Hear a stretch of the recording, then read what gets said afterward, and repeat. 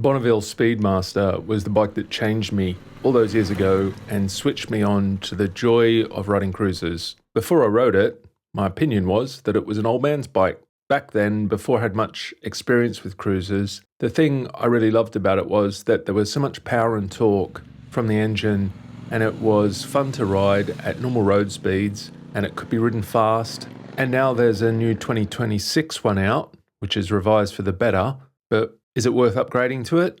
Or is the last generation one good enough? So in this video, I'm going to give you my quick pros and cons on the outgoing model and take you through the changes to the 2026 one so you understand what the differences are and you can make your own mind up. And now a disclaimer, I've ridden the outgoing Speedmaster loads, but I haven't ridden the 2026 one yet. But a lot of the core specs of the bike are very similar. As we're going through the pros and cons of the old one, in the first half of the video, I'll put the specs on screen, and all of these, bar a few, will be the same for the new one. And if they're not, I'll call them out as changes. Also, no change to the engine sound, fortunately. So what you're hearing from my footage here on the older bikes will be the same for the 2026 one.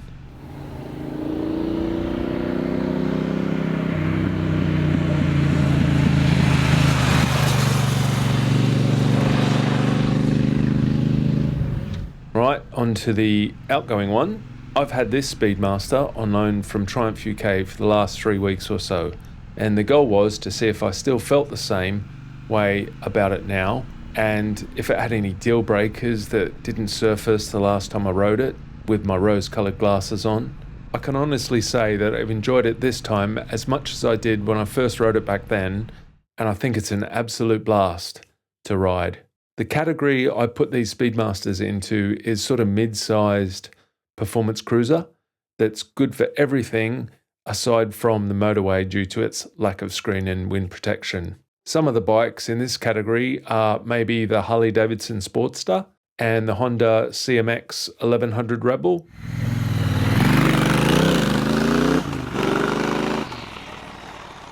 This is a 2025 bike here, and in its current form, it's been around since 2018, with its last upgrade in 2021, when it was given some Euro 5 compliance updates and a few upgraded engine internals here and there, a new 47mm show-off fork, which replaced the 41mm KYBs. It got denser seat foam and a bit of an update to the instrument cluster.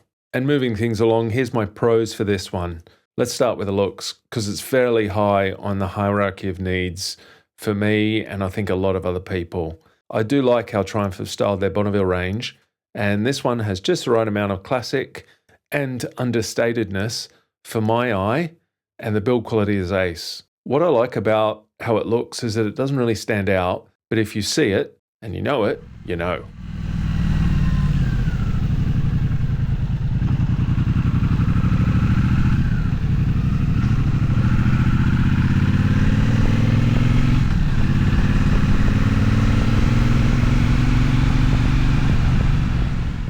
The engine's a lovely companion to have along on a ride with you, and it's got oodles of power and torque and a hugely satisfying exhaust note from those twin chrome exhausts. It's lovely to run up the box, and the overrun sound is great, and the blips between the gears on the way down are just so nice, and it also doesn't mind schlepping around town either, and it's not overly loud, but it's loud enough, and it loves to be opened up in the countryside. And the bike handles extremely well considering it's fairly heavy on paper. I think because its center of gravity is so low, it just feels stable, and it can also be flicked side to side quite easily for a cruiser style bike. And it can also be ridden soft or hard, and it will just enjoy how it's being ridden.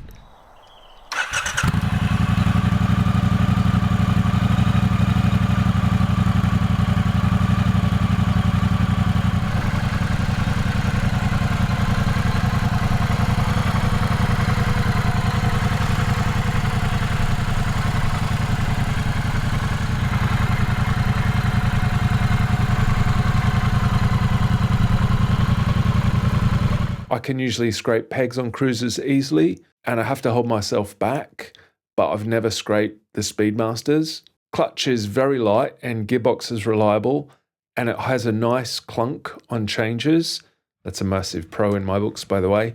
I like to hear when I've changed gears. Twin Brembo brakes up front are great and give you a good feeling of security.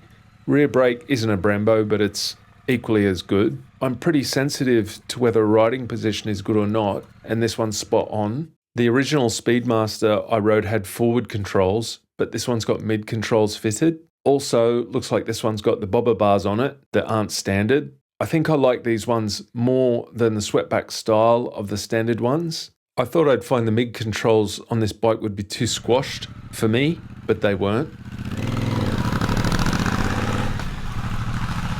The Speedmaster's got a fairly short wheelbase, so it can turn fairly quickly for a cruiser. Obviously, where you notice this is in the corners, but strangely, you notice it more on the way out of corners because you can feel the back coming around quicker than, say, a longer wheelbase bike. Recently, I've been riding a lot of really large cruisers, so I probably notice it a bit more. The Showa forks on this bike are very good. They don't have loads of travel, but respond well on our roads over here. All right, cons. Well, the main one is that this bike is fun to ride everywhere, except on the motorway, where the riding position makes you feel like a big sail. If I was speccing this bike up, I'd definitely be adding a screen if I was going to do any motorway stints. I've never seen this Speedmaster screen in person, but I did see it on the 2026 model here, and it looks like it would work really well. I'm pretty keen to try this one out, actually. For sure, the screen sort of compromises the low and sleek look of the bike a bit, but for high-speed comfort, it would be an absolute must. Anyway, you could take it off when you wanted to look cool. Another con is a lack of a USB socket, so you got to hope your phone's charged if you want to use your maps. I've seen some people comment on the position of the bars and the seat for longer rides. On the bars, when I got this one, I swiveled them back in their mounts a bit, so the bend was facing more toward me, and that position, I could do hours in the saddle. So with a seat, I usually get a sore bum after an hour. If a seat's bad, and I can literally do hours on this thing and I don't get annoyed. And this is the non-standard one.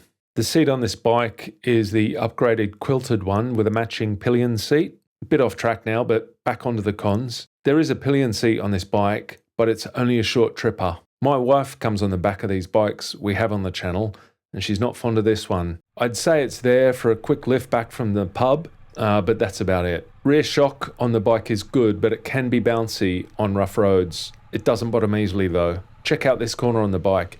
You can see it bouncing around a bit more than it probably should here.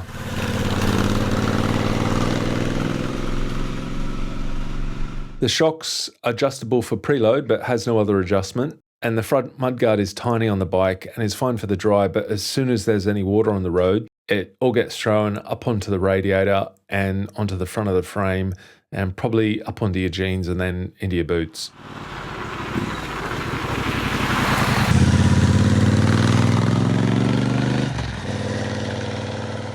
So, old one or new one? First up, let's cover the changes for the 2026 one, because there's a few. As far as specifications and numbers go, on paper, not a lot has changed between the old and new models. The only significant thing I can see from comparing and contrasting the specs sheets is that the fuel consumption and emissions are better on the new one slightly. The old Speedmaster has a 12-litre tank and the new one's got a 14-litre one, so 2 litres more. And it obviously looks different too and has different looking cap and badge on there. The bike's got revised bodywork to go along with a new tank, and it's also got a new LED headlight with a new daylight running light. The bike comes in 2 new colours for 2026, which are Carnival Red and Crystal White, or Sapphire Black and Crystal White. The new one gets optimised cornering ABS, or what Triumph call OCABs, and traction control is controlled by an IMU now, which is basically a computer. I like these safety features, and I don't think I ever go into corners too hot these days, but it's nice to know you have it there if you need it. Traction control does kick in on the old model a fair bit when you're gunning it, so it will be interesting to see if the new one feels the same or different.